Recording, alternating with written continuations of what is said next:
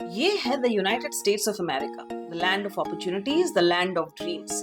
यहाँ हजारों की तादाद में लोग आते हैं हर साल to pursue their American dreams. लेकिन आज उसी अमेरिका की छवि इतनी विभत्स, इतनी भयावह है और उसका सबसे बड़ा रीजन है वहाँ की गवर्नमेंट, जो अपने ब्रेजन सुप्रीमेसी की नशे में इतनी चूर हो चुकी है कि वो अपने देश के constitutional essence which is democratic Republican का मतलब ही भूल चुकी है। आज के इस एपिसोड में हमारे पास आपको देने के लिए ना तो किसी तरह का सेंसेशनल एग्जैजरेशन है, ना ही किसी तरह की कंस्पिरेसी थियरी, बल्कि हमारे पास सिर्फ एक नाम है, रेने निकोल गुड। एक ऐसी अमेरिकन सिटीजन जो तब तक जिंदा थी जब तक स्टेट पावर ने ये नहीं डिसाइड कर लिया कि सेल्फ डिफेंस का मतलब क्या होता है। Zooming in, you can see the ICE officer standing in front of the car when the driver accelerates and the officer opens fire. Tonight, police say the 37-year-old driver was killed. This woman was in her car, and it appears then blocking the street because of the presence of federal law enforcement. Renee Nicole Good, आप शायद ये नाम कल तक भूल जाएंगे और state चाहता भी यही है कि आप नाम भूल जाएं। पर आज थोड़ा रुक के ये पूछना जरूरी है कि जब स्टेट के हाथ में बंदूक हो और सिटीजन्स के पास सिर्फ सवाल, तो फिर डेमोक्रेसी का बैलेंस कहाँ जाता है? The deadly incident captured from multiple angles and sparking deeply divided opinions. 7 जनवरी को मिनेसोटा के मियानोपोलिस शहर में एक फेडरल ऑपरेशन चल रहा था। यह ऑपरेशन इमिग्रेशन से जुड़ा हुआ था। मैदान में थी आईसीई की पूरी टीम, आईसीई की पूरी सेना मैदान में उतरी हुई थी और उसी वक्त रेने अपने घर से निकलती हैं और अपनी गाड़ी में, अपने एसयूवी में बैठ के जाने को होती हैं जब उनका रास्ता रोका जाता है by one of the ICE task force officers. और रेने उन ऑफिसर्स को अवर्ट करने के लिए जब अपनी गाड़ी चलाने की कोशिश करती हैं, तब बहुत ही क्लोज रेंज से उनके ऊपर 2 बार फायरिंग होती है, जिसके बाद कुछ ही देर में रेने की मौत हो जाती है वहीं पे। उसके बाद कुछ ही घंटों के अंदर सरकारी बयान भी जारी हो जाता है जिसमें ये कहा जाता है that the officer acted in self defense. DHS officials say Good tried to ram her SUV into that ICE agent before he fired off multiple rounds. Homeland Security Secretary Kristi Noem calling this a justified shooting. Here she is. The ICE officer, fearing for his life and the other officers around him and the safety of the public, fired defensive shots. He used his training to save his own life and that of his colleagues. इस video में अब तक आपको ना किसी तरह की नारेबाजी दिखी होगी, ना गुस्सा दिखा होगा, ना ड्रामा दिखा होगा। तो ये वीडियो आपके लिए अब तक थोड़ी बोरिंग हो चुकी है, होनी भी चाहिए। सिस्टम भी यही चाहती है कि आप इस वीडियो से बोर हो जाए और अगले रील पे चले जाए ताकि आपका एंटरटेनमेंट बना रहे, आपका ध्यान भटका रहे। लेकिन हमारे पास है कुछ जरूरी सवाल जो हम जरूर पूछेंगे और आप अगर हमारे साथ हैं तो हम यही आशा करेंगे कि आप इस वीडियो को अंत तक जरूर देखेंगे।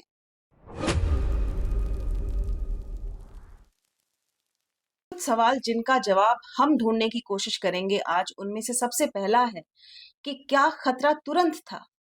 क्या गोली ही आखिरी ऑप्शन बची थी आईसीई के ऑफिसर के पास? और क्या सच में किसी तरह का इंडिपेंडेंट इंक्वायरी, इंडिपेंडेंट जांच इस इंसिडेंट के खिलाफ होगी? सेल्फ डिफेंस एक कानूनी वर्ड है, काफी पावरफुल भी है, लेकिन हर एक फायरिंग के बाद जब हमको यही वर्ड बार बार सुनने को मिले कि जो भी हुआ वो सेल्फ डिफेंस में किया गया, तो ये एक्सप्लेनेशन कम और शील्ड ज्यादा लगने लगती है। रेने गुड के केस में भी कुछ ऐसा ही हुआ। फेडरल गवर्नमेंट ने दिल खोल के ऑफिसर का समर्थन किया और रेने के लिए ये कहा कि उन्होंने अपनी एसयूवी को एज अ वेपन इस्तेमाल किया against the ICE officer. It was an act of domestic terrorism. It was an act of domestic terrorism. A woman attacked them and those surrounding them and attempted to run them over and ram them with her vehicle. An officer of ours acted quickly and defensively shot to protect himself and the people around him. Domestic terrorism. लगता है ये market में नया नया word आया है, हमने अपनी डिक्शनरी में ऐड कर लिया है। भले ही आप रेने के इंसिडेंट को भूल जाएं, लेकिन इस शब्द को जरूर अपनी डिक्शनरी में ऐड कर लें और रोज इसको पढ़िए और याद करिए। पता नहीं कब आपको इसकी जरूरत पड़ जाए।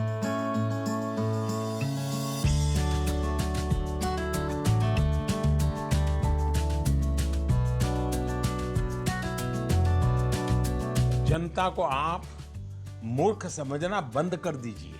इस प्रकार की बचकाना बातें किसी के गले नहीं उतरती, लोग मजाक उड़ाते हैं। आईसीई के द्वारा अनलॉफुल डिटेंशन एंड किलिंग की अगर हम बात करें तो ये एक लौता केस नहीं है जो आज हमारे सामने है।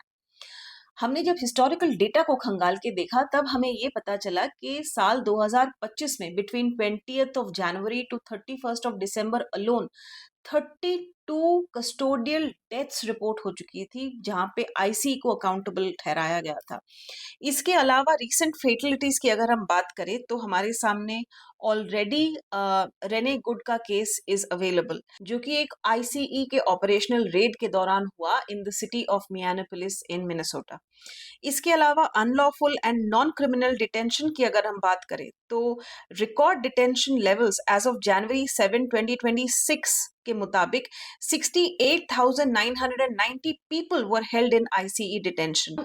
नॉन क्रिमिनल डिटेनीज की अगर हम बात करें तो approximately 75,000 migrants with no criminal history जिनको अरेस्ट करके डिटेन किया गया था for the first 9 months of the administration. Report ये भी इंडिकेट करती है कि 70% of these detentions did not have any criminal conviction. Detention of citizens की अगर हम बात करें, multiple cases have emerged where US citizens were mistakenly detained or deported. This includes the detention of 15 New York officials and a veteran in New York without a warrant. इन सब के अलावा अगर हम डिटेंशन कंडीशंस की बात करें तो American civil liberties union और बाकी अदर जो मॉनिटर करती हैं इन सब चीजों को, उन्होंने रिपोर्ट किया था that there has been absolute abuse and neglect. Documents include denial of medical care, miscarriages among pregnant detainees and the use of solitary confinement in violation of international standards. आगे अगर हम वारंटलेस एक्शंस की बात करें तो 2025 में जो डायरेक्टिव जारी किया था अटॉर्नी जनरल पैम बॉन्डी ने, उसके मुताबिक officials were permitted to enter homes without warrants, contributing to a surge in at large community arrests. 9/11 के टेरर अटैक के बाद आईसीई को फॉर्म किया गया था as a part of homeland security act 2002। ICE DHS का सब्सिडरी बॉडी है। DHS यानी डिपार्टमेंट ऑफ होमलैंड सिक्योरिटी, और इसका काम है पब्लिक सेफ्टी और नेशनल सिक्योरिटी को देश में बरकरार रखना।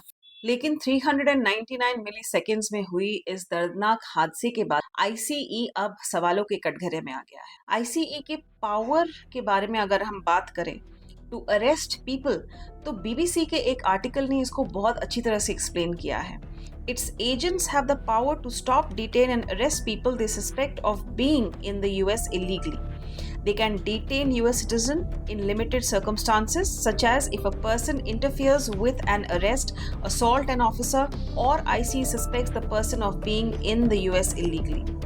इसके अलावा भी उस आर्टिकल में ये भी मेंशन किया गया था कि a DHS policy memo from 2023 states that federal officers may use deadly force only when necessary, when they have a reasonable belief that the subject of such force possesses an imminent threat of death or serious bodily injury to themselves or any other person. Homeland Security's use of force policy when a situation involves a fleeing subject states deadly force shall not be used solely to prevent the escape of a fleeing subject, but it is authorized to prevent escape if the officer, quote, has a reasonable belief the subject poses a significant threat of death or serious physical harm to the officer or others, and such force is necessary to prevent escape.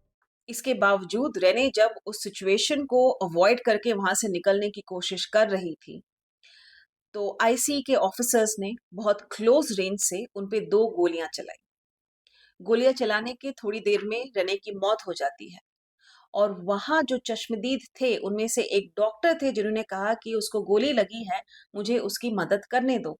लेकिन वहां खड़े officers ने ये कह के टाल दिया कि नहीं, एम्बुलेंस आएगी और हमारे डॉक्टर्स आएंगे, फिर उनकी जांच होगी। डॉक्टर्स को आने में कम से कम 15 मिनट लगे जब तक रेने की मौत हो चुकी थी। Now, the Minneapolis Star-Tribune reporting the driver's mother identified her as Renee Nicole Good, saying, quote, "That's so stupid she was killed," and that she was probably terrified. Renee के खिलाफ हुए इस इनजस्टिस और फेडरल गवर्नमेंट और IC के इस brazen power play के against आज यूएस के कई स्टेट्स में विजिल मार्च और पीसफुल प्रोटेस्ट हो रहे हैं। मिनियापोलिस के मेयर जेकब फ्रे और न्यूयॉर्क के मेयर जोहरान ममदानी ने कड़े शब्दों में इस इंसिडेंट की आलोचना की है, निंदा की है। They are already trying to spin this as an action of self-defense.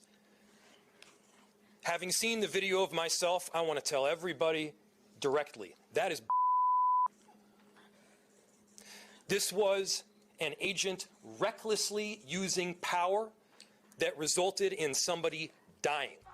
आज यूनाइटेड स्टेट्स में कई सारे स्टेट्स के लीडर्स और वहां के सिटीजन्स एक साथ मिलके इस इनजस्टिस के खिलाफ आवाज ही नहीं उठा रहे हैं, बल्कि वो ये भी मांग कर रहे हैं कि इंडिपेंडेंट एजेंसीज द्वारा इस मामले की जांच हो और कड़ी से कड़ी पनिशमेंट दी जाए टू द गिल्टी। इसका सिर्फ यही मतलब होता है कि आज भी यूनाइटेड स्टेट्स डेमोक्रेटिक रिपब्लिकन है, जहां पे आज भी सरकार के खिलाफ सवाल पूछे जा रहे हैं, सरकार के खिलाफ, सरकार की इनजस्टिस के खिलाफ आवाज उठाई जा रही है। Is one part of what has been a year full of cruelty. And we know that when ICE agents attack immigrants, they attack every single one of us across this country. And this is a city and will always be a city that stands up for immigrants across the 5 boroughs. अब तक मैंने आपको एक लंबी चौड़ी कहानी सुना दी है और अब हम पहुंच गए हैं कहानी के आखिरी पड़ाव में। लेकिन मैं यही उम्मीद करती हूं कि आपने ये कहानी बहुत ध्यान से सुनी होगी, और अगर नहीं भी सुनी है तो आपने ये जरूर गौर किया होगा कि किस तरह यूनाइटेड स्टेट्स में लोग आज भी एकजुट होके इनजस्टिस के खिलाफ आवाज उठाते हैं, कैसे वहां के लोग एकजुट होके सरकार से सवाल पूछते हैं। I hope you get my point. वो आपको अपने आप करना पड़ता है जी। याद रखिए कि रेने एक यूएस सिटीजन थी। अगर वो एक यूएस सिटीजन नहीं भी होती तो तब भी शायद हमें ऐसा ही कुछ देखने को मिलता, ऐसा ही पीसफुल प्रोटेस्ट अगेंस्ट इनजस्टिस, ऐसा ही विजिल मार्च, क्योंकि यूनाइटेड स्टेट्स के लोग आज भी इंसाफ, नागरिकता और अपने हक को लेके उतने ही अलर्ट और अवेयर हैं। इनजस्टिस के खिलाफ और अपने हक की लड़ाई के लिए खड़े होना जानते हैं और सरकार से सवाल पूछना जानते हैं। लॉ एंड ऑर्डर एक स्ट्रॉन्ग शब्द है, सुनने में अच्छा भी लगता है, पर जब लॉ के नाम पर सवाल पूछने वाले को ही प्रॉब्लम बना दिया जाए तो सिर्फ ऑर्डर रह जाता है और लॉ कहीं पॉलिटिकल दांवपेच में बिल्कुल गायब हो जाता है। डेमोक्रेसी में पावर का काम सिर्फ एक्शन लेना नहीं होता, बल्कि उस एक्शन को एक्सप्लेन और जस्टिफाई करना भी होता है। एंड एज दे से, with great power comes great responsibilities. अब एक आखिरी सवाल, और वो ये कि क्या हमने इस इंसिडेंट से किसी भी तरह की सीख ली है, और अगर सीख ली है तो क्या कल हम भी इसी तरह किसी भी इनजस्टिस के खिलाफ एक साथ एकजुट होके आवाज उठाने की, सवाल पूछने की ताकत रखेंगे। I hope you get my point. बहुत बहुत शुक्रिया।